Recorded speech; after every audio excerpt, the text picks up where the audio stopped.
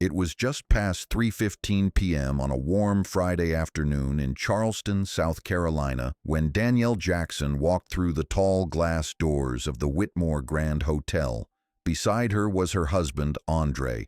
They had traveled 6 hours by car, the trunk loaded with luggage, and all they wanted was a smooth check-in before an evening meeting with friends. Instead, within minutes, they would be humiliated in the very lobby Danielle legally owned. The lobby was bustling with guests dragging suitcases across marble tiles. A string quartet played softly in the corner, blending with the muted chatter of families and tourists. Danielle wore a simple navy blouse and beige slacks, her hair pulled back neatly, no flashy jewelry, just a leather tote on her arm. Andre, in a plain gray polo and jeans, carried both their suitcases. They didn't look like power players, and that was intentional. They approached the reception desk where a sharply dressed woman in her 40s stood stiffly behind a computer screen. Her name tag read, Karen Whitaker, front desk manager. She barely glanced up before saying, "Good afternoon. Reservations, please." Danielle smiled politely. "Yes, reservation for Jackson. Danielle Jackson. We have a suite booked under my name." Karen's eyes flicked across the screen, then back at Danielle. She pursed her lips. "I don't see your name here. Perhaps you're mistaken." Danielle calmly slid her phone forward, showing the confirmation email. "It's right here. Suite 1705. Check-in for today. 3 nights." Karen didn't even look at the phone. "Those could be fabricated. We need identification and a credit card to proceed." Andre placed his wallet on the counter, offering both. But Karen's expression hardened. "I'm sorry, we don't take walk-ins without proper verification." Danielle frowned. "This isn't a walk-in. We have a confirmed reservation." That's when Brian Collins, a tall man in a navy blazer, assistant manager, walked over. His tone was clipped. "What seems to be the problem?" Karen leaned closer to him, though her voice carried. "They're claiming they have a suite reservation, but the system doesn't show it. Likely a mistake." Brian's eyes scanned Danielle and Andre, lingering just a moment too long. "Are you sure you can afford this suite? The Whitmore Grand doesn't typically book last minute." Andre bristled, but Danielle placed a hand on his arm. Calm, always calm. "We already paid," she said, measured and steady. Brian chuckled softly, a sound more like a dismissal than amusement. "Prepaid? For a suite here? Interesting." He glanced at Karen. "Go ahead and call verification." Karen picked up the phone and dialed. "Security, we have a possible fraudulent booking at the front desk." Heads turned in the lobby. A couple waiting in line behind Danielle raised their eyebrows. A family of 4 whispered among themselves. An elderly man near the seating area set down his newspaper and stared. Andre's jaw tightened. "Fraudulent? We have confirmation, IDs, credit cards." Karen cut him off. "Sir, please lower your voice. This is a respectable establishment." Danielle's voice was even, deliberate. "Respectable? You called security on paying guests without even checking the system properly." At that moment, Todd Fisher, a security guard in a crisp uniform, walked briskly toward the desk. His radio crackled at his hip. "What's the issue?" Karen gestured toward Danielle and Andre. "They're insisting on a suite that doesn't exist in the system. I believe the documents are fabricated, possibly attempting to gain access under false pretenses." The word fabricated stung. Guests around them shifted, some clutching their bags tighter, others staring openly. Todd squared his shoulders. "Ma'am, sir, I'll need you to step aside while we sort this out." Danielle didn't move. She looked directly at him. "Step aside? We have done nothing wrong. We're checking into a room we paid for." Rebecca Morgan, another employee behind the counter, chimed in, arms crossed. "If it's real, why don't you just show us proof of funds? Simple as that." Andre's voice cracked with frustration. "Proof of funds? We already gave you a card." Rebecca smirked. "Cards can be stolen." The entire lobby was listening now. Guests stood silently, waiting to see what would unfold. Some pulled out phones, subtle red lights blinking as cameras recorded. Danielle glanced at Andre, then back at Karen. Her voice was soft but cutting. "Run my name again." Karen shook her head. "We don't entertain scams here. If you don't comply, we'll have to escort you out." Andre started to speak, but Danielle touched his hand again. Then she spoke clearly, every word deliberate. "You're making a mistake," Karen scoffed. "The only mistake would be letting you stay." Just then, a young black woman in the lobby, Simone Carter, mid-20s with a rolling suitcase, stood up. "This is foul," she said, her voice trembling but strong. "I've stayed here before. They always act like this." Karen's eyes narrowed. "Mind your business, miss. This doesn't concern you." Simone stepped closer. "It concerns all of us, because I know bias when I see it." Gasps rippled across the lobby. A white businessman near the elevator muttered, "Here we go again?" Danielle turned slightly toward Simone. "Speak up. Let them hear you." Simone raised her chin. "She's not the problem. You are." She pointed directly at Karen and Rebecca. Todd's hand hovered near his radio.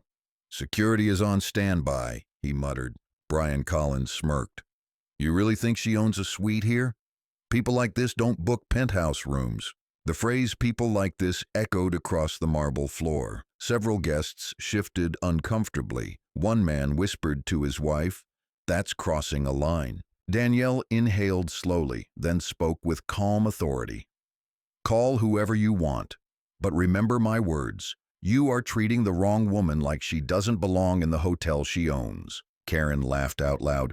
"Owns? Now you're just spinning stories. Todd, escort them out." Andre clenched his fists. "You don't understand who you're talking to." Karen sneered. "I don't need to. I know a fraud when I see one." The tension snapped like a taut string. Guests whispered, phones raised higher, the atmosphere electric with disbelief. Danielle reached into her tote and dialed a number. "Carla," she said calmly into the phone, "activate protocol." Andre's eyes met hers. This wasn't the first time they'd been dismissed, doubted, erased. But this time was different. This time, Danielle wasn't just another guest. She was the deed holder of the Whitmore Grand. And in less than 10 minutes, everyone in that lobby would know it. The silence after Danielle's last words didn't last long. Karen Whitaker's laughter cut through the lobby like glass breaking on marble. It was shrill, dismissive, the sound of someone convinced she held all the power. "Owns the hotel? That's rich," she scoffed, shaking her head. "Security? Remove them before this becomes a spectacle." But it was already a spectacle. Dozens of guests had stopped what they were doing to watch. Some clutched their phones like lifelines, red recording lights blinking, others whispering furiously as though they couldn't believe what they were witnessing. Todd Fisher, the security guard, stepped forward. He was tall, broad-shouldered, and wore the kind of expression that said he'd rather not be involved, but duty came first. He glanced at Karen, then at Danielle and Andre. "Ma'am, sir, I'll need you both to step away from the desk." Andre's voice was sharp, brimming with anger he could barely contain. "Step away? From our own reservation? This is outrageous." Todd's tone hardened. "Sir, lower your voice." Danielle, still composed, rested her hand lightly on Andre's arm. "Don't," she murmured. Then she looked up at Todd, her gaze steady. "On what grounds are you asking us to move?" Karen smirked. "On the grounds that you don't belong here." The words echoed, each syllable a blade. Guests audibly gasped. A woman near the fireplace pulled her daughter closer, as though proximity itself might invite trouble. Andre stiffened, but Danielle's calm presence held him in place. Her eyes never left Karen's. "Say that again," Danielle said quietly, her tone sharper now. Karen leaned across the desk, her voice icy. "You don't belong here." It was the kind of phrase that carried generations of dismissal, spoken with casual cruelty, the kind that stripped dignity in seconds. But Danielle didn't flinch. Instead, she turned slowly, facing the crowd now gathered in the lobby. "Did everyone hear that?" Murmurs rippled through the room. Some nodded. A man near the check-in line muttered, "Unbelievable." A young black couple standing near the elevators exchanged knowing looks, the woman's eyes narrowing in disgust. Before Danielle could speak again, Rebecca Morgan chimed in from behind the desk.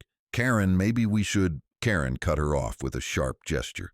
"Don't back down now, this is policy." Danielle's voice rang out across the lobby, calm but carrying a weight that demanded attention. Policy? You just called security because we didn't look the way you expected a guest to look. You didn't check the system properly. You didn't verify the reservation. You went straight to assumption and accusation. Brian Collins stepped forward, his arms crossed over his chest, jaw clenched. Enough of the theatrics. This is a 5-star establishment. We can't have disturbances. Danielle looked at him with quiet disdain. A disturbance or accountability? The room crackled with tension. Todd shifted uncomfortably, caught between his orders and the growing unease of the crowd. Then, from near the seating area, a voice rose, clear, young, trembling with fury. It was Simone Carter, the woman who had spoken earlier. She's right. This isn't about a reservation, it's about bias. I've been here before. They treat people of color like we're trespassing. Karen snapped toward her. Sit down, or you'll be removed too. But Simone didn't sit. She stepped forward, suitcase rolling behind her, voice steadier now. No, I won't, because I've had enough of watching this. Gasps echoed. The line between guest and witness blurred. The hotel lobby was no longer a place of check-ins and quiet music. It was a stage of truth. Danielle nodded at Simone. Thank you. Speak louder. They need to hear you. Simone lifted her chin, her voice growing strong. She's not the fraud. You are. You hide behind policy to cover prejudice. Todd hesitated. His eyes flicked from Karen to Danielle, then to the crowd who were clearly siding with the guests rather than the staff. Andre leaned forward, his voice low but sharp. You don't want to do this, man. Todd's jaw worked silently. He was a guard, not a judge, but the weight of the moment pressed on him. Then Brian Collins stepped in again, arrogance dripping from his words. Let's cut to the chase. People like this don't book penthouse suites. They show up with fake confirmations, hoping to get lucky. Andre's eyes blazed. People like this? Brian didn't flinch. You heard me. The phrase hit the crowd like a slap. Gasps, mutters, disbelief. A guest near the coffee bar shook his head in disgust.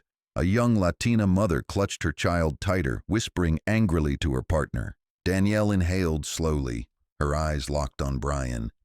You just revealed more than you realize. Brian scoffed. What's that supposed to mean? Danielle's voice was calm, deliberate. It means you've shown this isn't about a booking. It's about who you think deserves to be here. The air was electric. Guests shifted uneasily, torn between discomfort and outrage. Phones tilted higher, capturing every word. And then, like a spark in dry grass, another voice joined. This time from a middle-aged black man in a tailored gray suit seated in the lounge chairs. Darnell Price, a visiting entrepreneur. She's right. I've stayed in hotels across this country, and it's always the same story. You think wealth looks one way, but the truth? It looks like her. He gestured toward Danielle. Karen's voice cracked. Sir, this doesn't concern you. Darnell stood towering over the reception desk. It concerns every one of us who's been doubted, dismissed, or denied because we didn't look like your idea of a VIP guest. The crowd stirred. A woman near the elevator clapped once, then stopped, embarrassed. But the sound lingered. Danielle turned to Darnell, nodding. Thank you. This is bigger than me. It always has been. Rebecca shifted uneasily behind the desk, her earlier smirk fading. For the first time, doubt flickered in her eyes. Karen, however, doubled down. Her voice was sharp, almost desperate now. Enough. You're wasting our time. Security. Remove them now. Todd stepped closer, but his movements were slower, reluctant. Ma'am, Karen snapped. Do your job. Danielle raised her voice, not in anger, but in steady authority. Todd, listen carefully. If you lay a hand on me, you will regret it. Not because I'll shout, not because I'll post a video, but because you'll discover exactly who you tried to remove from her own property. The room froze. Every eye locked on Danielle. Andre's hand tightened around the handle of his suitcase, but Danielle's gaze didn't waver. She was calm, controlled, every word delivered with surgical precision. Karen laughed again, though it rang hollow now. Her property? Please? You don't even look like you belong in this lobby, let alone own it. Danielle tilted her head slightly. "And yet you'll soon find out that my name is carved into the very deed of this building." A hush fell over the crowd. Even Todd blinked, his hand dropping from his radio. Brian scoffed, but his voice wasn't as confident as before. "If that were true, we'd know about it." Danielle's lips curved into the faintest smile. "Then run my name again. This time, check the ownership records." Karen's face paled, but she kept her chin high. "You're bluffing." Danielle's tone sharpened, each word landing like a hammer. "Am I? Or are you terrified to discover the truth?" The lobby buzzed with whispers. Guests craned their necks to see. Phones hovered in the air, recording history in real time. Then, with deliberate calm, Danielle pulled her phone from her tote and pressed a single button. "Carla," she said, her voice steady. "Proceed to phase 2. On the other end, a woman's voice responded, crisp and professional. "Already in motion, ma'am. Ownership documents are being transmitted to the front desk system. 30 seconds. Karen froze. Brian's smirk faltered. Todd stepped back, uncertainty written across his face. The crowd leaned in as though they could feel the tide shifting. Danielle placed her phone on the counter, the speaker on. Her gaze never left Karen.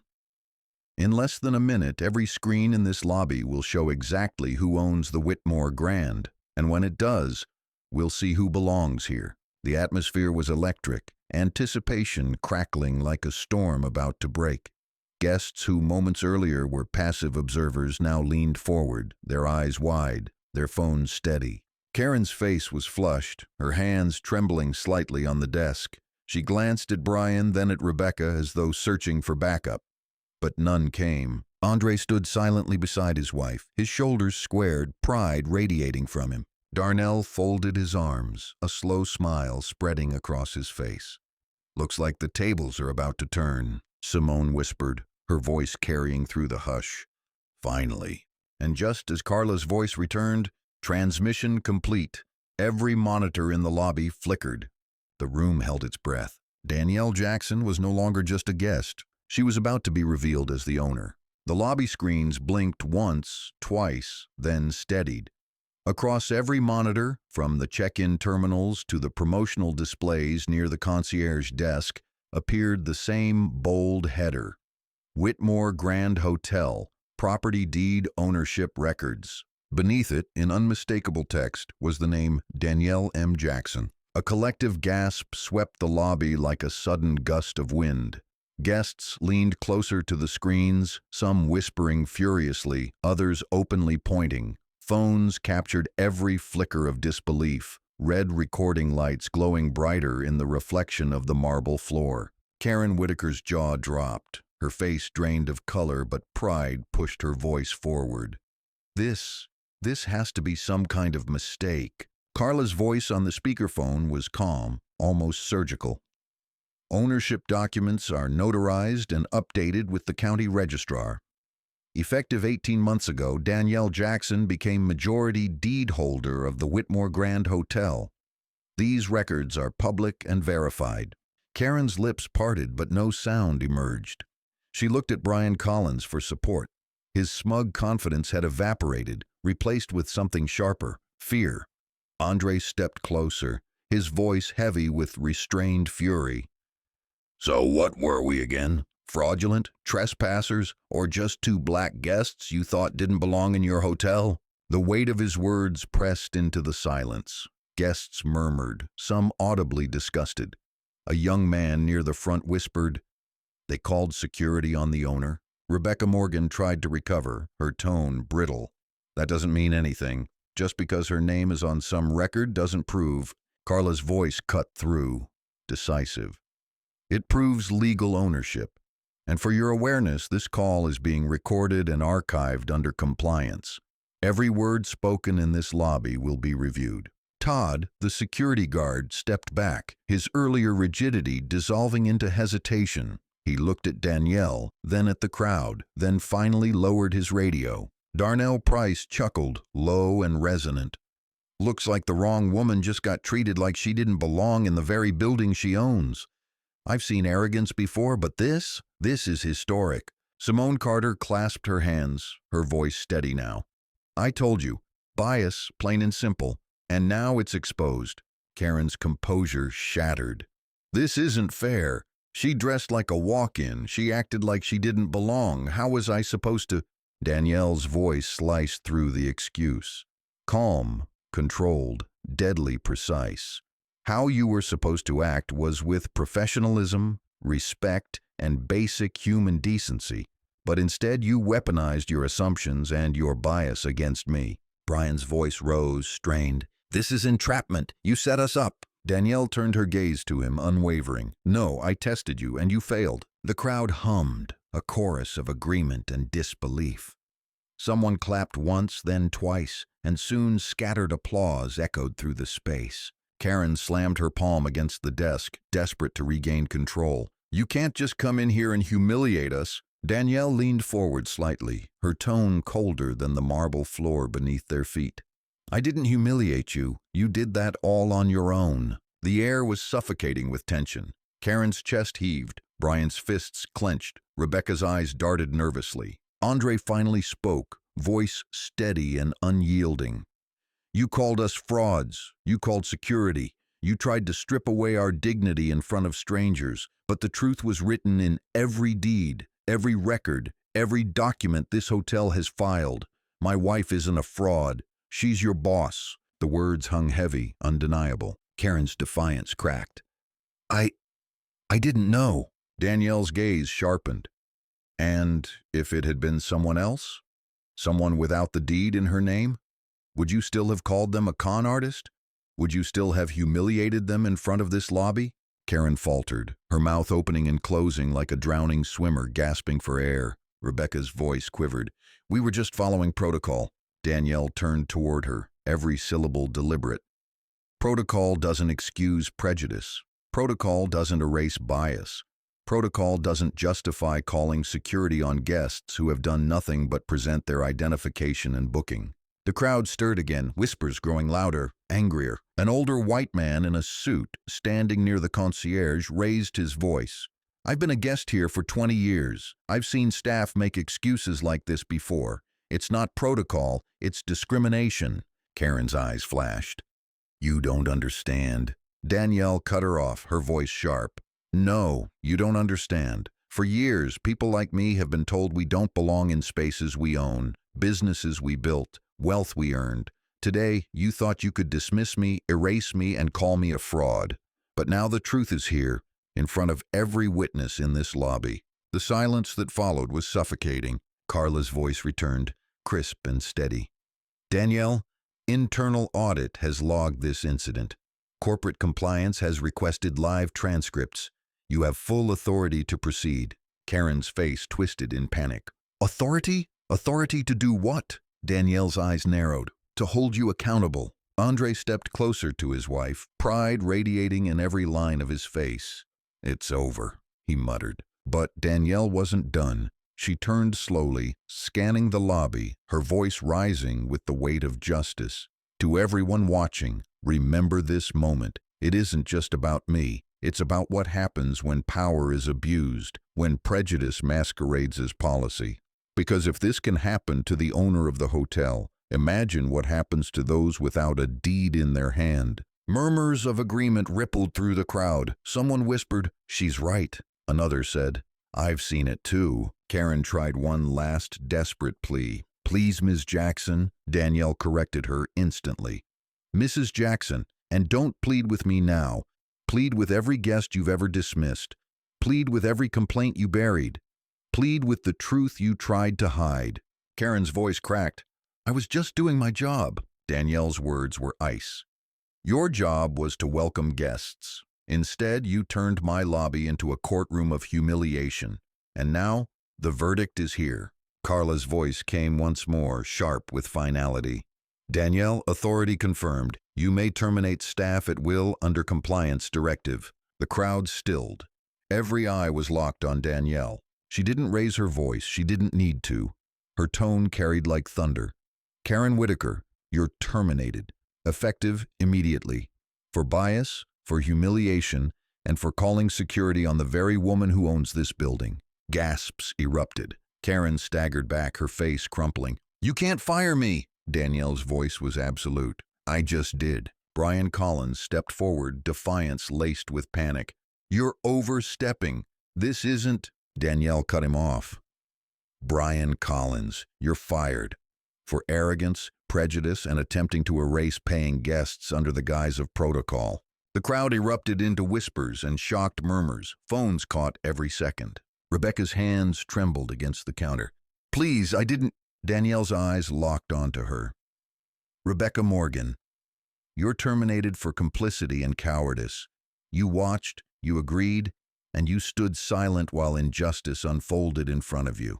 Rebecca's voice broke. I was afraid. Danielle's tone didn't soften.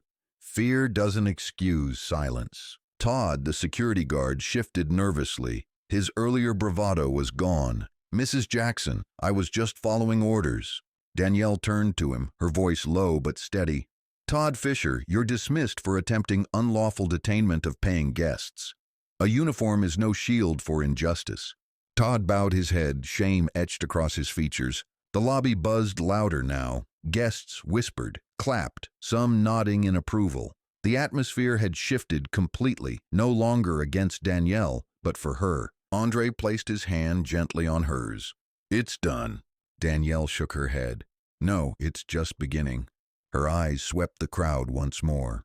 This isn't just about firing staff. It's about changing what this hotel represents. From this day forward, the Whitmore Grand will no longer be a place where prejudice hides behind polished counters. It will be a place of dignity, of respect, of accountability. The applause grew louder, stronger, until the entire lobby thundered with it. Danielle Jackson stood tall, calm and resolute, no longer dismissed, no longer doubted. She was no longer just the owner on paper. She was the embodiment of justice in the very walls that had tried to deny her. And for the staff who had mocked her, called her a fraud, and tried to erase her presence, there would be no escape from the truth. Not anymore. The applause still reverberated through the lobby when the heavy glass doors swung open. 2 uniformed police officers stepped inside, their boots clicking sharply against the polished marble. The noise died instantly, swallowed by a tense hush. The lead officer, a man in his late 40s with a weathered face and skeptical eyes, scanned the room. We received a call of attempted fraud and disorderly conduct, he said, his voice carrying the weight of authority. Who placed the call? Karen Whitaker, pale and trembling, immediately raised her hand. Officer, it was me. The woman at the desk. She claimed she had a suite without any proper verification. She was becoming hostile. Gasps rose again, incredulous and angry. Guests shifted, some shaking their heads, others muttering, "Unbelievable." The officer's gaze moved to Danielle, calm and composed at the center of the lobby. She didn't flinch under the scrutiny. Instead, she spoke clearly, her voice even. Officers, my name is Danielle Jackson. I am the majority owner of the Whitmore Grand Hotel. What you've walked into isn't fraud. It's a false report made by staff members attempting to cover their prejudice. The younger officer, a woman in her 30s, raised a brow. Owner? Carla's voice cut through from the phone speaker, precise and unwavering. Confirmed. Ownership deed filed with the county registrar. 81% majority holder, Danielle M. Jackson. This entire exchange has been logged and transmitted to compliance. The officers exchanged a glance, their earlier suspicion shifting to unease. The older officer's jaw tightened. So you're telling me this call was made under false pretenses? Danielle nodded. Yes, and that false report is not only slander, it's unlawful. The crowd stirred, voices rising in agreement. A man near the elevator called out, "We all heard it! They treated her like trash until the records came up!" Another voice, sharp and emotional, pierced through the murmurs. It was Simone Carter again, stepping forward with fire in her eyes. She didn't just get treated like trash, she got humiliated in front of all of us. And for what? For looking like she didn't belong? The younger officer raised a hand, trying to calm the room. Let's take one thing at a time. Ma'am? She nodded toward Danielle. Do you want to press charges for the false report? Danielle's voice remained steady, but a spark of steel glinted beneath her composure. Not yet. I want the truth to be spoken here, in this lobby, before any paperwork is filed.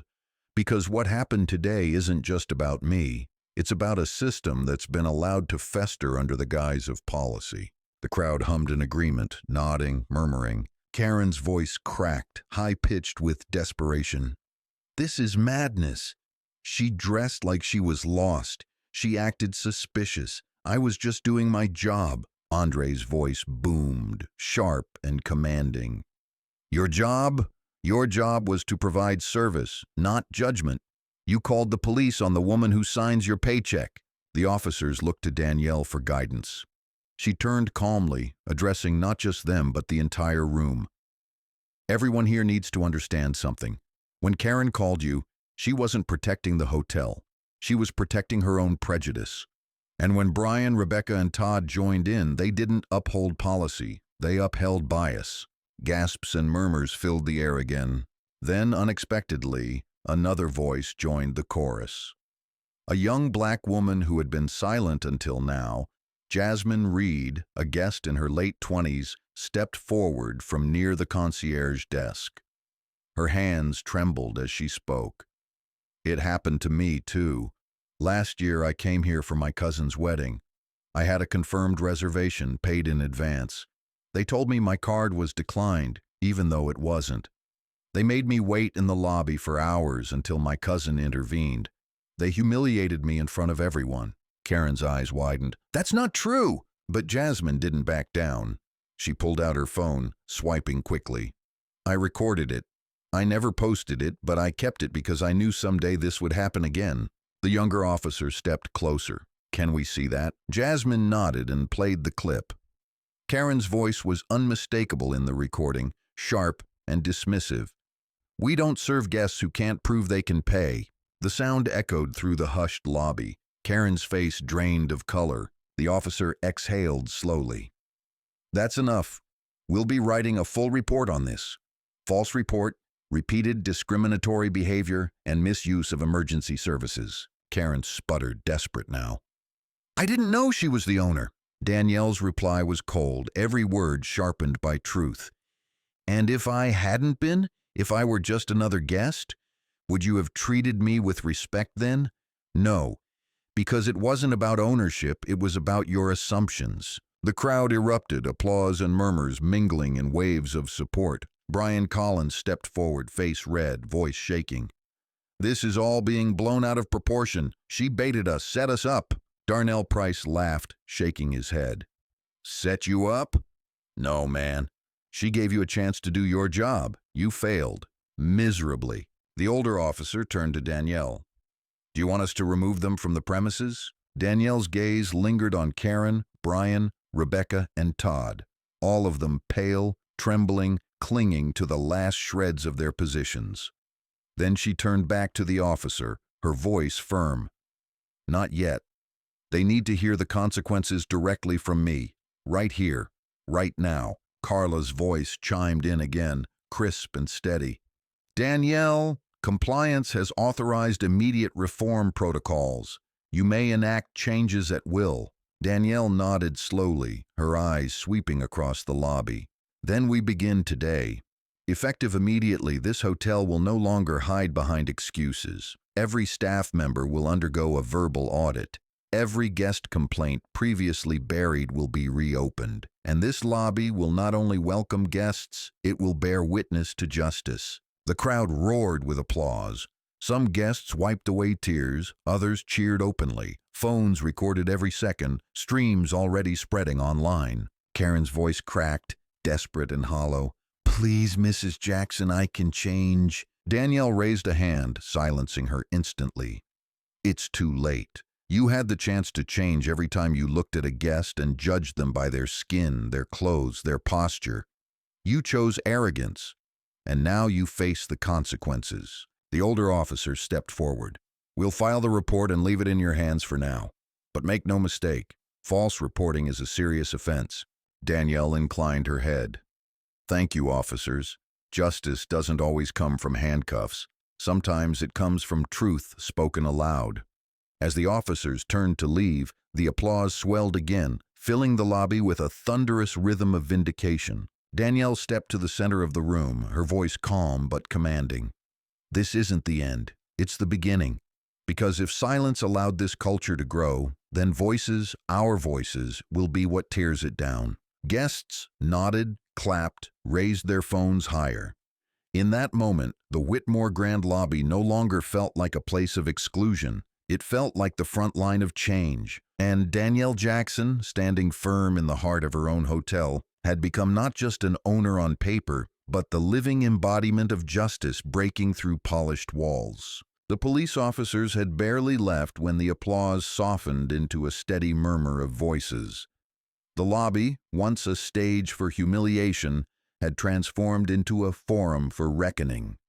Guests lingered, unwilling to return to their rooms, sensing history was unfolding before them. Danielle Jackson stood firm in the center, her presence commanding yet calm.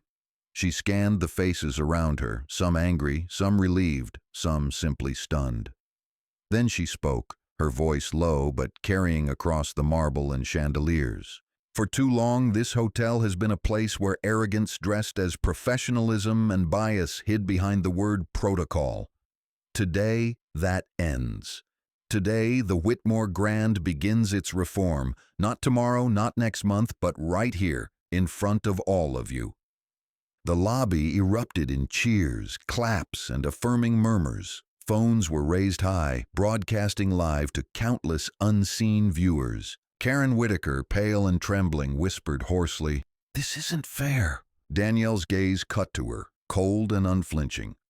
Fairness would have been treating me like any other guest. What you called fairness was denial, humiliation, and erasure.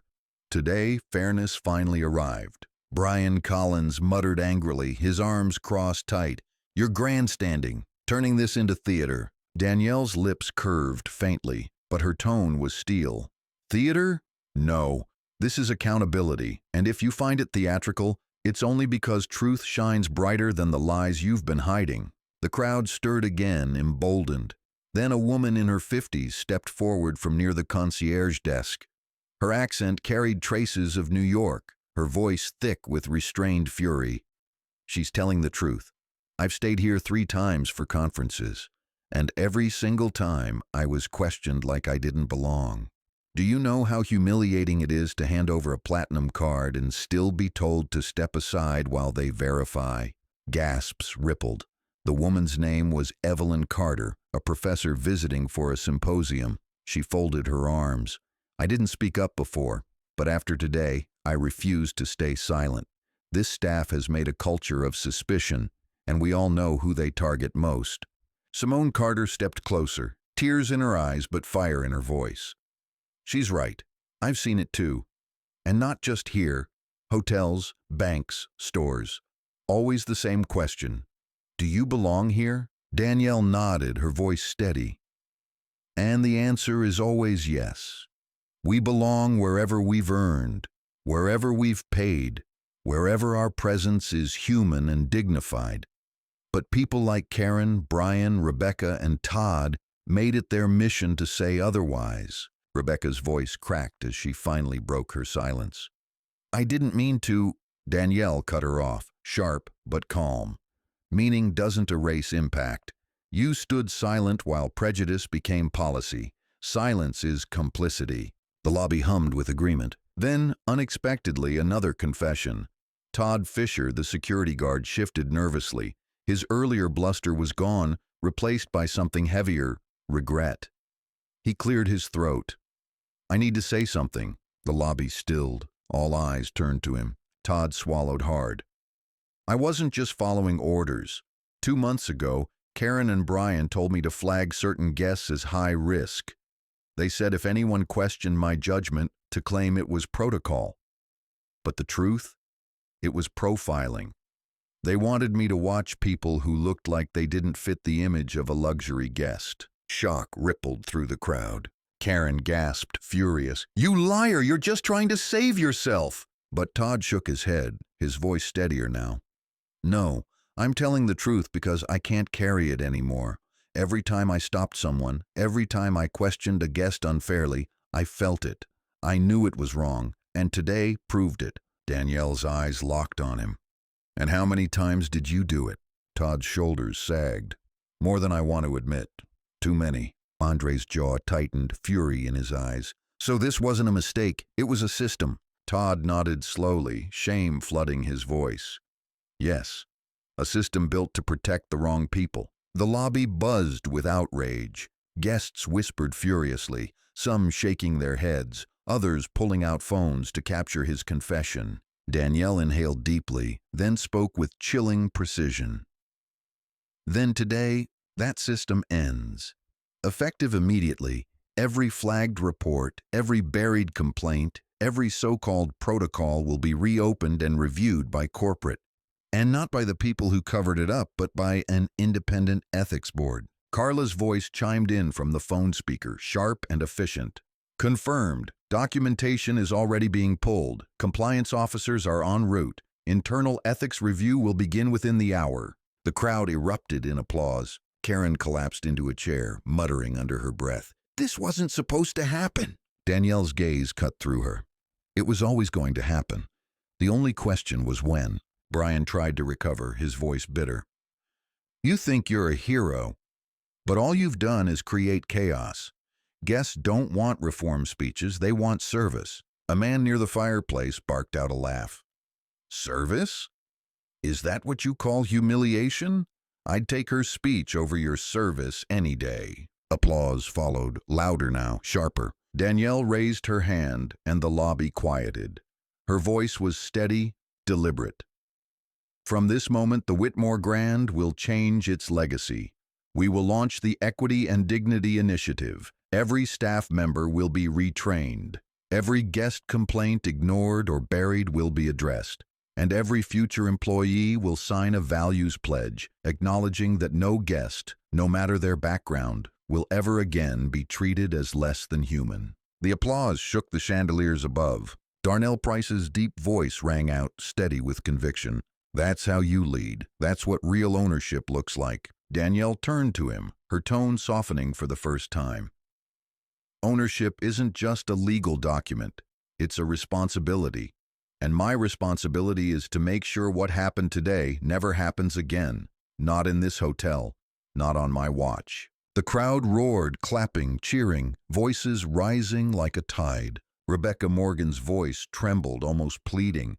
Please, Mrs. Jackson, I didn't know how to stop it. Karen was in charge. Brian backed her. Danielle's tone cut through, merciless but true. You chose silence. Silence that hurt every guest who stood in this lobby before me. And silence is no longer welcome at the Whitmore Grand. Rebecca's head dropped, tears streaking down her cheeks. Danielle lifted her chin, her voice rising once more. This hotel doesn't belong to silence. It belongs to the people it serves. And starting today, its doors are open not just to guests, but to dignity, to justice, to change. The applause thundered so loudly it shook the air. Guests stood, clapping, shouting, recording.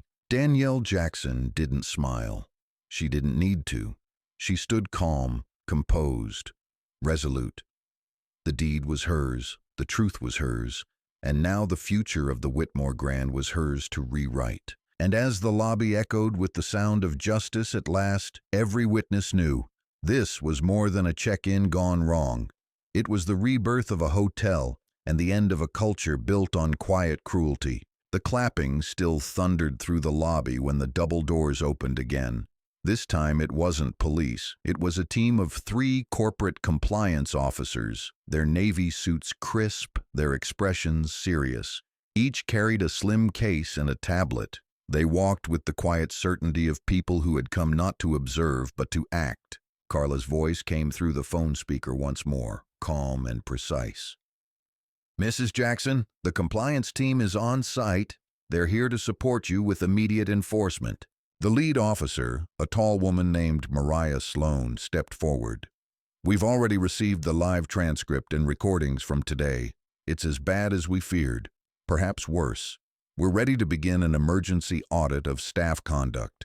The crowd hummed with anticipation, phones lifted higher. Guests weren't just watching history, they were recording the transformation of an institution. Karen Whitaker let out a sharp breath. This is ridiculous. I've given 20 years to this hotel. Mariah cut her off smoothly. And in those 20 years, Ms. Whitaker, we've found 12 formal complaints against you for discriminatory behavior, all marked unverified. Gasps rippled. Karen's face flushed crimson. Those were lies, baseless. Anyone can file a complaint. Mariah's tone was flat. And yet the pattern is undeniable. 12 complaints, all buried, all dismissed, all involving women and men of color. The crowd erupted in murmurs, the outrage thick and undeniable. Brian Collins, trying to salvage his pride, stepped forward. This is a witch hunt. One bad day and suddenly we're criminals? Danielle's voice rang out, sharp and commanding. One bad day? No. This wasn't one day. This was every day you humiliated someone who didn't fit your idea of wealth. Today just happened to be the day the truth walked in and refused to leave. Applause shook the walls again. Mariah tapped her tablet and another compliance officer projected data onto one of the lobby screens. Graphs, numbers, complaint logs, all glowing proof of misconduct. The screen showed Brian Collins's record, 6 incidents flagged for discourteous treatment of guests, 3 labeled guest escalation due to profiling. Brian's jaw tightened.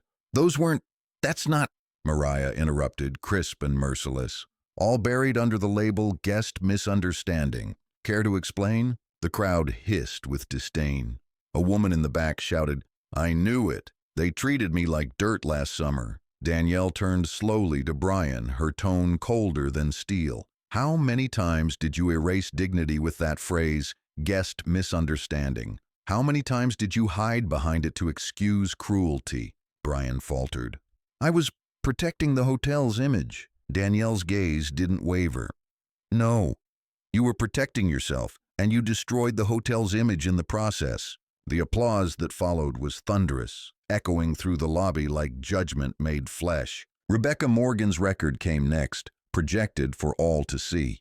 4 incidents marked as failure to escalate guest complaints. One note stood out in red. Ignored repeated guest concerns regarding discriminatory treatment. Rebecca's eyes welled with tears. I didn't know what to do. Karen told me not to file them.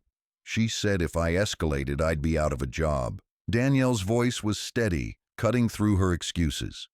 And instead of risking your job, you risked the dignity of every guest who stood in front of you. You chose silence. Rebecca sobbed quietly, her shoulders shaking. The crowd was unmoved. Some shook their heads, others muttered angrily. Then the screen shifted again to Todd Fisher, the security guard. His name was attached to multiple incident reports. Guest flagged as elevated risk. Guest detained without cause. Guest escorted out without escalation.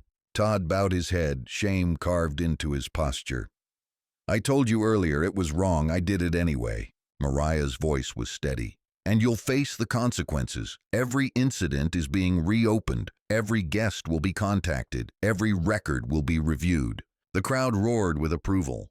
Danielle raised her hand, quieting the room. Her voice carried like a verdict.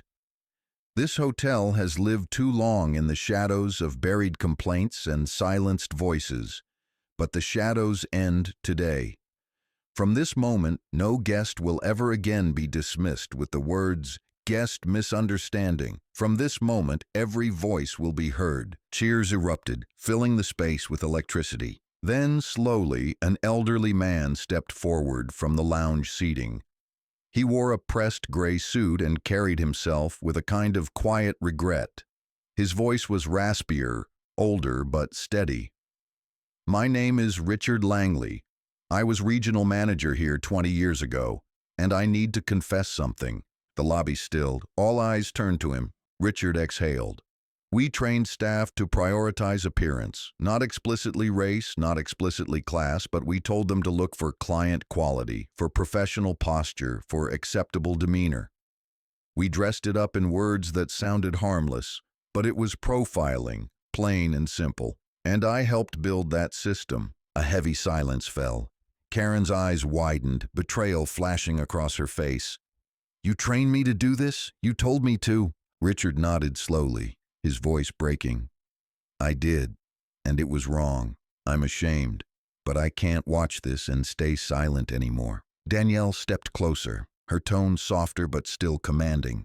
Why now, Richard? Why speak after all these years? Richard's eyes glistened. Because watching you stand here dismantling this with nothing but your voice made me realize I had one all along, and I never used it. Today, I will. The crowd erupted in applause, some shouting, some crying. It wasn't forgiveness, it was recognition of truth long buried. Danielle placed a hand gently on his shoulder. Then use it to rebuild. Speak to compliance. Help them tear down the system you created. That will be your restitution. Richard nodded, tears streaming. I will. Carla's voice chimed in from the phone speaker, calm and precise. Danielle, we've also uncovered a hidden client flag list in the hotel's system. 17 individuals marked as problematic, 15 of them Black or Hispanic. It appears the list was maintained under Karen and Brian's authority. Gasps swept the room. Karen's face collapsed, her denial breaking under the weight of proof. Danielle's tone sharpened, every syllable a blade. So it wasn't just bias. It was policy. A secret list of who you decided didn't belong. The lobby roared in outrage. Guests shouted, furious. Phones captured every word. Danielle raised her voice, calm but unyielding. Not anymore. That list ends today. Every name will be cleared. Every flagged guest will receive an apology. And this hotel will never again keep a blacklist of human dignity. The applause was deafening, a wave of vindication that rolled across the polished marble. Danielle Jackson stood tall, her presence unshakable, her authority absolute. For years, the Whitmore Grand had been a palace of quiet prejudice, but today it had become the birthplace of reform. And Danielle wasn't finished yet. The lobby had shifted from chaos to something resembling order, but it was not the kind of order the staff once controlled. It was Danielle Jackson's order. Every guest's eyes were fixed on her, every phone lifted, every whisper hushed when she spoke. Today, Danielle began, her voice even, strong, deliberate. We are not just addressing 4 employees' misconduct. We are addressing a culture that told guests they didn't belong, that buried their voices, that silenced their dignity. That culture ends now. Applause cracked like thunder. Danielle raised her hand for quiet. But this isn't just about firing staff or exposing lies. This is about building something better, which is why, effective immediately, I am launching the Equity and Dignity Initiative. The words glowed with weight. Guests leaned forward, recording, whispering. Andre stood beside her, pride radiating from him, his hand steady on her shoulder. Danielle continued. The first step is accountability. Every single buried complaint will be reopened, reviewed, and addressed. If you've ever filed a complaint and been told it was unverified, it will be verified now. If you've ever been silenced, you will be heard. The crowd cheered. Simone Carter raised her fist in the air, tears streaming down her face. Finally! Danielle's eyes swept the lobby. Second, training. Every employee of the Whitmore Grand will undergo a new program, not just hospitality training, but equity training. Not just service, but dignity. Because it is not enough to smile at guests while quietly erasing them. Every word spoken will be recorded in conduct audits. Every action will be logged. Every silence will be documented. Murmurs of approval rippled, then applause swelled again. Mariah Sloan, the compliance officer, nodded from the side. We'll begin drafting those policies immediately. Every guest complaint, starting today, will also be cross-checked against staff conduct reports. The days of burying complaints are over. The crowd roared. Danielle lifted her voice once more. Third, the guest pledge. Every person who walks through these doors deserves to know they are safe, respected, and valued. So starting this week, the Whitmore Grand will publish a public pledge of equity, and I, as the owner, will sign it first. Gasps, applause, cheering. But before Danielle could continue, another voice rose from the back. It was Jasmine Reed, still holding her phone from earlier. "Mrs. Jackson, may I speak?" Danielle turned to her, her tone softening. "Of course." Jasmine's voice trembled, but she stood tall. "Last year, when they told me my card was declined, I felt small. I felt invisible. I thought maybe I didn't deserve to be here.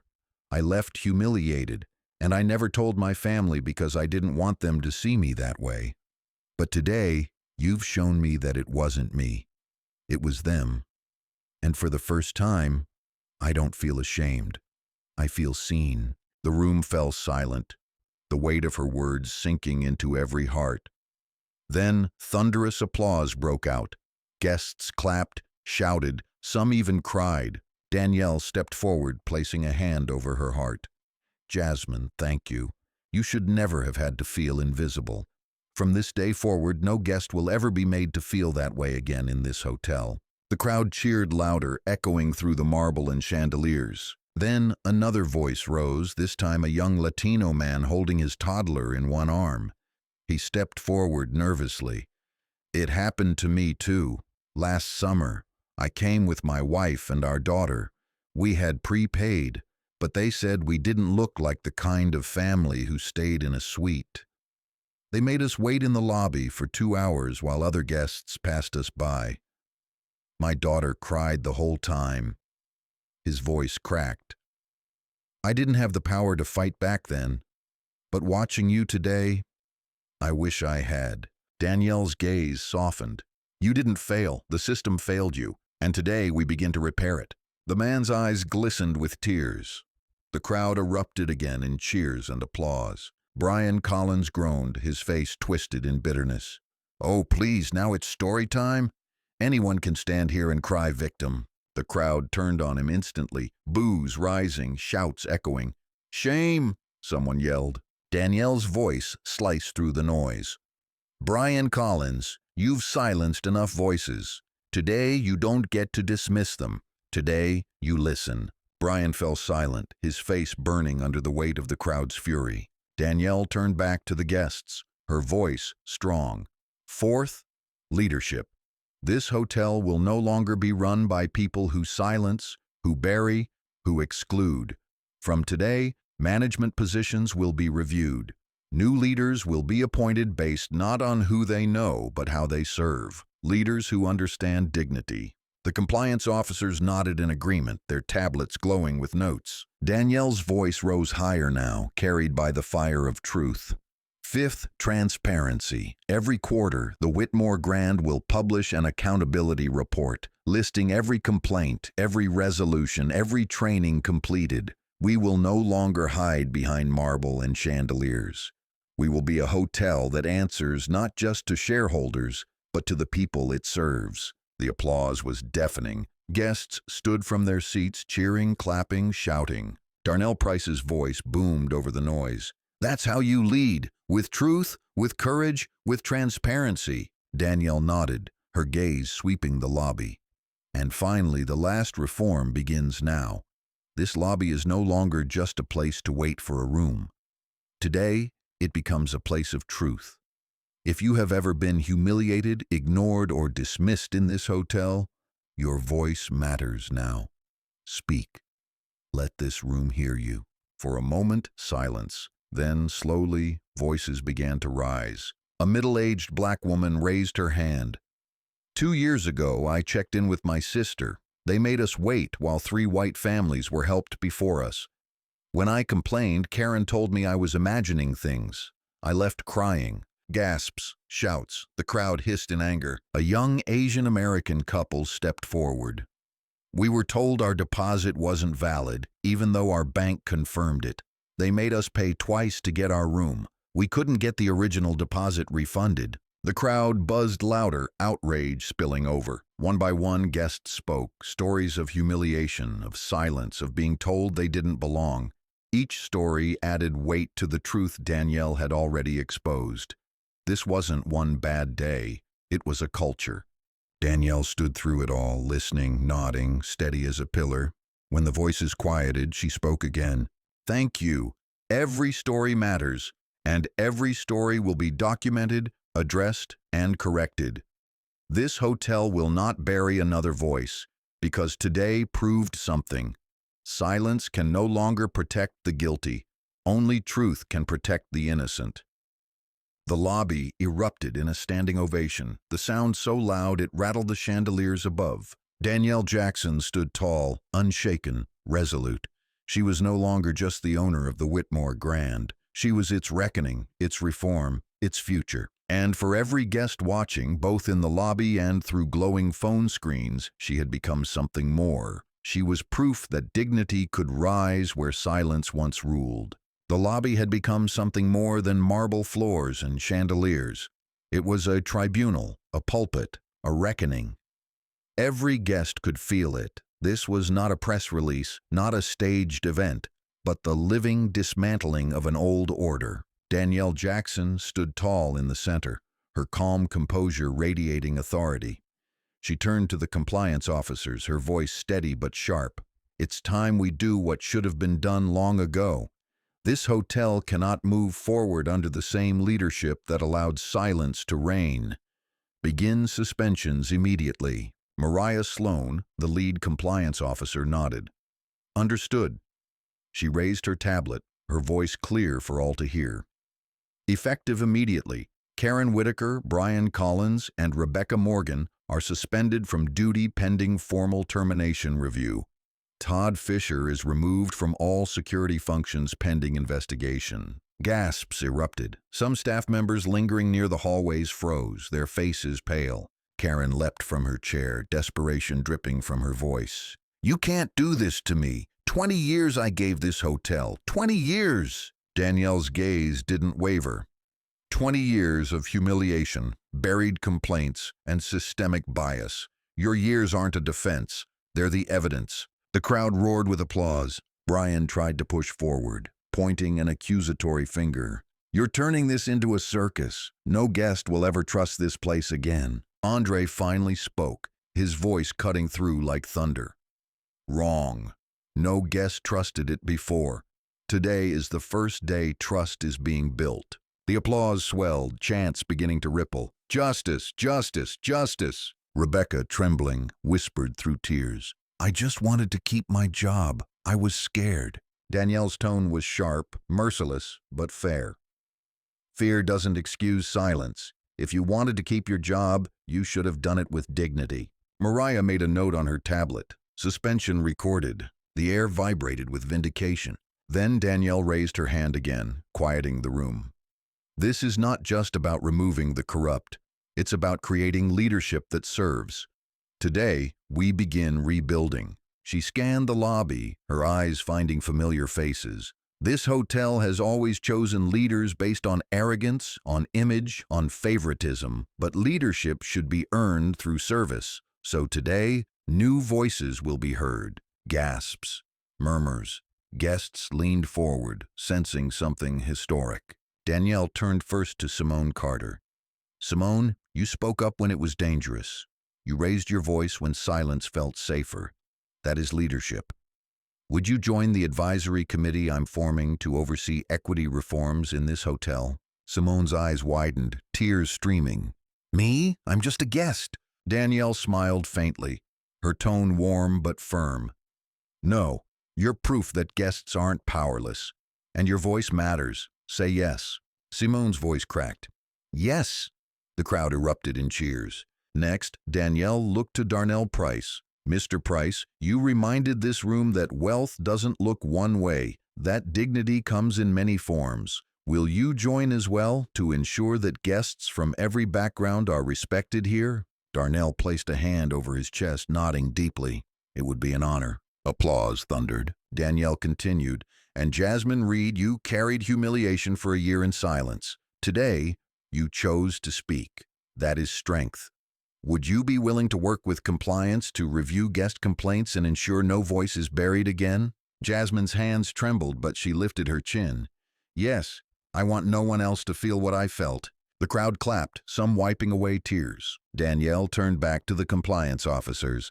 "These three will form the first guest advisory board for the Whitmore Grand. Their voices will be written into policy.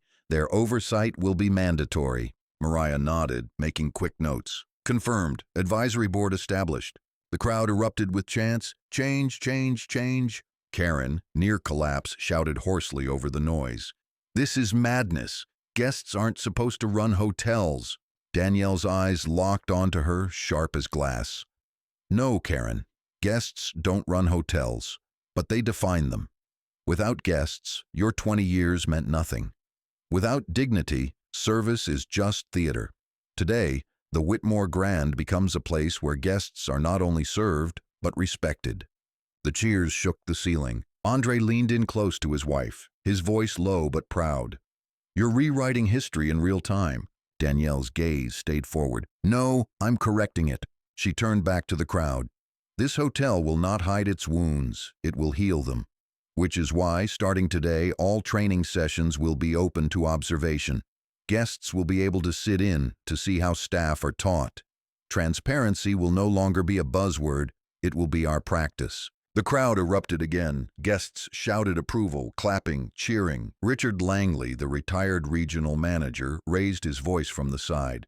"If you'll allow me, Mrs. Jackson, I'll assist in retraining. I built a flawed system. I want to help dismantle it." Danielle studied him, her eyes steady. "Then you'll do it under the supervision of this new board. If you want redemption, earn it by teaching differently than you did before." Richard nodded solemnly. "I will." The compliance officers exchanged glances, impressed. Then Danielle's voice rose higher, carried by a surge of fire. "For too long, luxury has meant exclusion. Marble floors, chandeliers, fine dining, all meaningless if dignity is absent. Luxury without respect is cruelty with a smile. But from this day forward, the Whitmore Grand will redefine luxury. Luxury will mean dignity. Luxury will mean fairness. Luxury will mean that every guest, no matter their color, their clothes, or their posture, feels at home." The roar of applause was deafening. Guests clapped, shouted, stamped their feet. Phones shook as they recorded history. Karen collapsed back into her chair, whispering to herself. "This wasn't supposed to happen." Brian muttered bitterly, "You've destroyed us." Danielle's reply was calm, precise, unshakable. "No, I've destroyed what should never have existed. What I'm building will outlast you because truth always does." The crowd's cheers swelled into a chant. "Danielle, Danielle, Danielle!" She didn't smile, but her eyes glistened. She lifted her voice one last time for the evening. "This hotel no longer belongs to silence. It belongs to truth. And tonight, the Whitmore Grand has been reborn." The ovation shook the walls. Guests stood on chairs, clapping, crying, chanting. For the first time in its history, the Whitmore Grand felt not like a fortress of exclusion, but like a house of justice. And Danielle Jackson stood at its center, calm, resolute, unyielding. The deed was hers, the power was hers, but the future, she was giving that to everyone. The lobby's applause finally softened into a steady hum. Phones lowered slightly, but not a single guest moved toward the elevators. Nobody wanted to leave, not yet. The air buzzed with anticipation, as if everyone understood they were witnessing a rebirth. Danielle Jackson raised her hand, and the crowd fell silent. Her voice, though calm, carried the strength of a verdict. "Reform isn't words, reform is action, and tonight the Whitmore Grand acts." She turned toward the compliance officers. "Project the first set of reforms on the lobby screens." Mariah Sloan nodded and tapped her tablet. Instantly, the lobby monitors flickered to life. In bold lettering, 5 new rules appeared beneath the hotel's gold crest. 1. Every guest complaint must be logged and investigated. No exceptions. 2. No staff member may use appearance, dress, or background as a measure of service quality. 3. All incidents of disrespect will be reviewed in verbal conduct audits. 4. Guests may observe staff training sessions at will. 5. Leadership positions will be reevaluated every year based on service, not seniority. Gasps filled the lobby. Guests clapped, some shouted approval. Others filmed the screens as though capturing a historic proclamation. Danielle's gaze swept the room. "These are not suggestions. These are mandates. They are effective now. Applause thundered. Karen Whitaker shot to her feet, her face blotched red with fury. "You're tearing this hotel apart. Do you have any idea how impossible it will be to run with rules like that?" Danielle's gaze cut through her like glass. Impossible for who? For staff who relied on silence to protect them? For managers who buried complaints? You're right. It will be impossible for them. Because their time here is over. The crowd erupted in cheers. Brian Collins tried again, his voice strained with desperation. "You're making a spectacle. Guests don't want this. They want comfort, luxury, quiet." A voice rose sharply from the crowd, a young black man who had remained silent until now. "Quiet? Is that what you call being humiliated at check-in? Is that what you call being told to step aside while white guests are helped first? We don't want your quiet. We want dignity." The lobby roared with applause. Brian's shoulders sagged, his face pale. Danielle's tone sharpened. "You see, Brian? Guests don't fear noise. They fear silence, the silence that let bias thrive. That silence is dead." The crowd clapped so hard the marble echoed with the rhythm. Rebecca Morgan whispered tearfully, "Mrs. Jackson, please, I didn't mean—" Danielle cut her off, her tone final. "Rebecca, you chose complicity. Tonight the consequences found you. That is all." Rebecca sank into her chair, sobbing. Then Danielle turned back to the crowd, her voice rising again. "But this isn't just about punishment. It's about building. Which is why tonight, every guest who was ever mistreated in this hotel will be given a direct line to me and to the new advisory board. If you were ignored before, you will not be ignored again." The applause was deafening. Mariah spoke up from the side, reading off her tablet. "We've compiled preliminary data, over 60 guest complaints previously marked unverified. Many involved the same staff. Every one of them will be reopened tomorrow morning." Gasps, murmurs, then applause. Danielle nodded. "And to those who suffered, you will receive more than apologies. You will receive restitution, free stays, fee reversals, and most importantly, acknowledgement, because no guest should carry humiliation home like luggage." Guests shouted approval, some raising fists, others crying openly. Then, from the far side of the lobby, Todd Fisher, the disgraced guard, spoke softly. "Mrs. Jackson, may I say something?" The crowd hissed, some booed. Danielle raised her hand, silencing them. "Speak." Todd's voice trembled. "I was wrong. I profiled people. I flagged them as risks because I was told to. But the truth is, I chose to follow orders instead of conscience. I deserve whatever comes. But if you'll allow me, I want to help fix what I broke. I want to testify to compliance. I want to tell them everything." The crowd murmured, some doubtful, some grudgingly impressed. Danielle's gaze was steady. "You will testify. You will hand over every detail. But redemption is not words, it's work. If you truly want to fix what you broke, you'll help rebuild the system you corrupted, under strict oversight, without power, without privilege." Todd bowed his head. "Yes, ma'am." The crowd buzzed, some nodding, others shaking their heads. Danielle didn't flinch. Then, unexpectedly, Richard Langley, the retired manager who had confessed earlier, spoke again.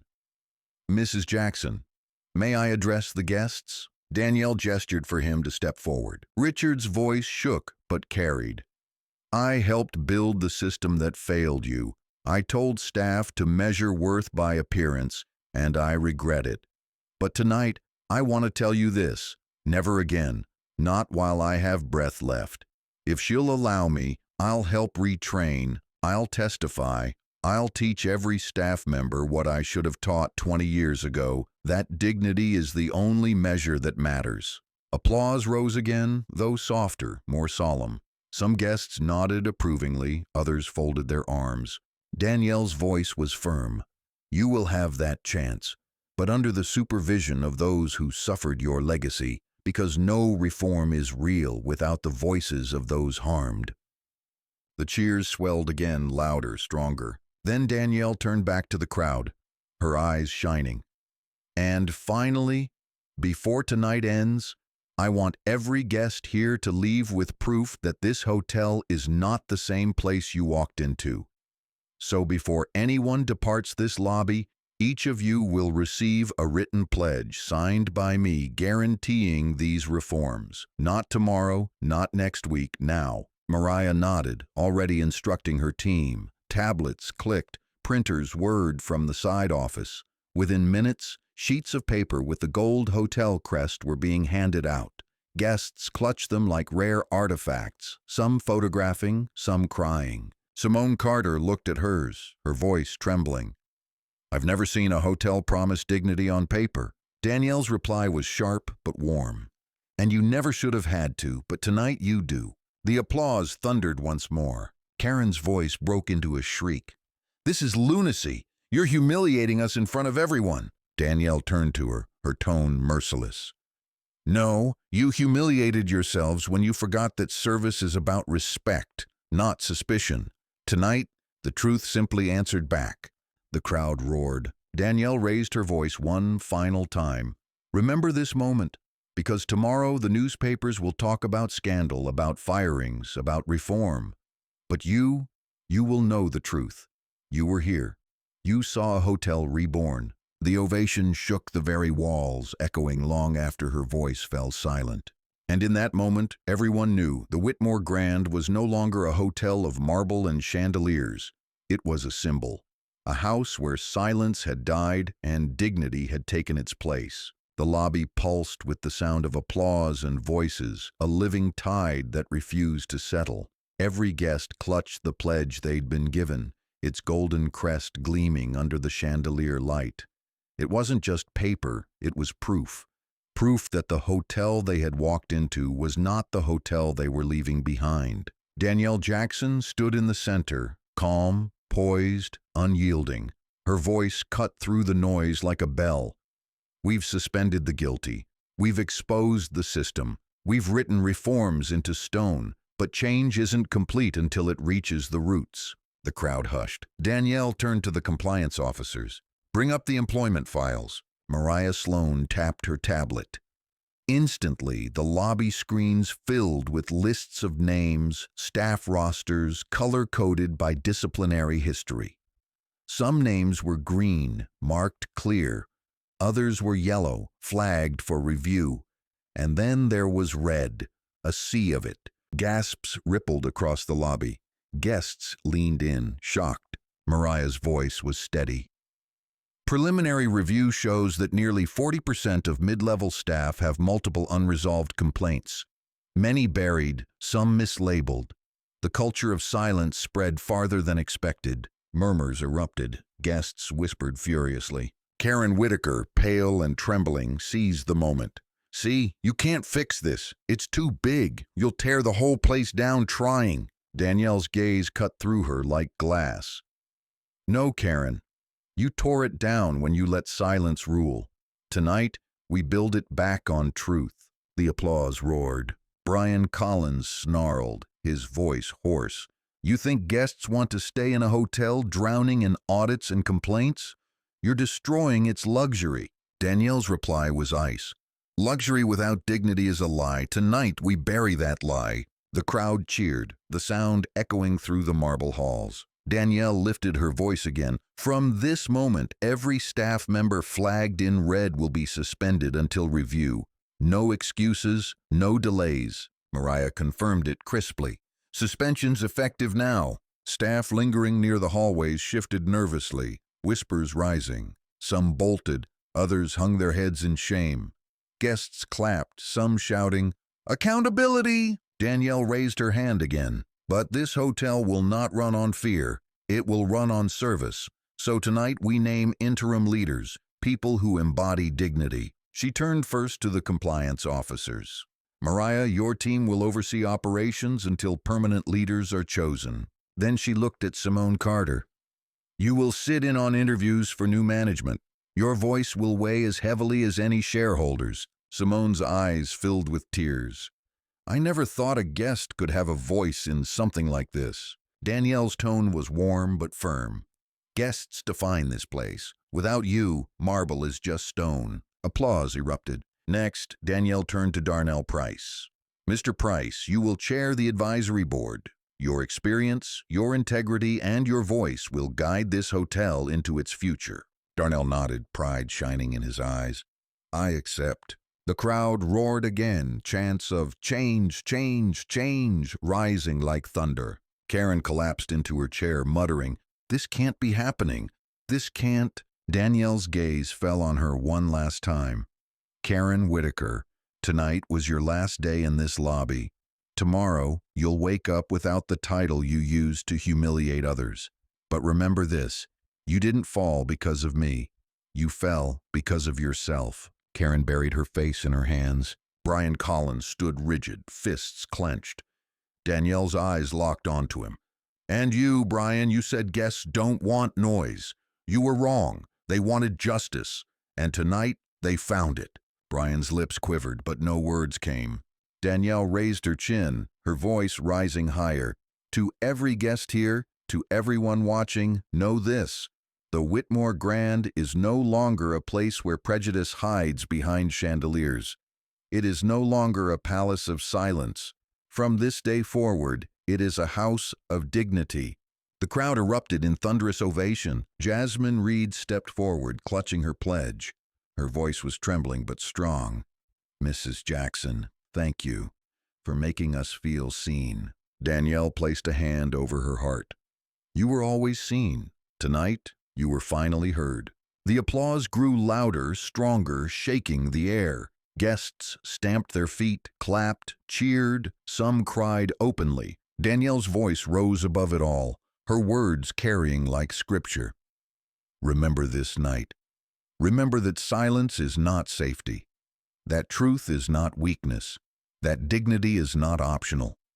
Tonight, the Whitmore Grand was reborn, and tomorrow it will open its doors not as a place of exclusion, but as a beacon of justice. The cheers shook the very walls. Phones captured every second. History was sealed in marble and glass. Andre stepped closer, his hand steady on hers. His voice was low, meant only for her. You did it. Danielle's gaze swept the room one last time. No, she whispered back, though her voice carried strength. We did it. And with that, the Whitmore Grand story turned a final page, not as a tale of humiliation, but as a legacy of transformation. The deed was hers. The power was hers. But the future, she had given it back to the people. And every guest who walked out that night carried proof that silence had died and dignity had finally taken its place.